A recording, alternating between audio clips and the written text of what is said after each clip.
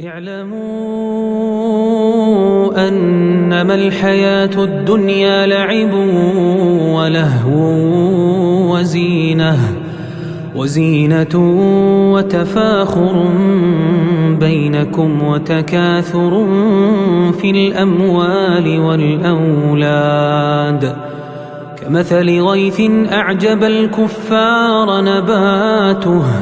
ثم يهيج فتراه مصفرا ثم يكون حطاما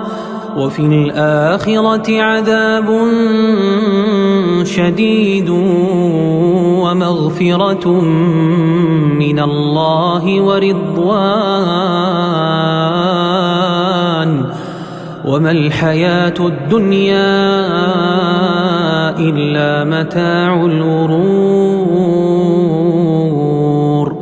سابقوا إلى مغفرة من ربكم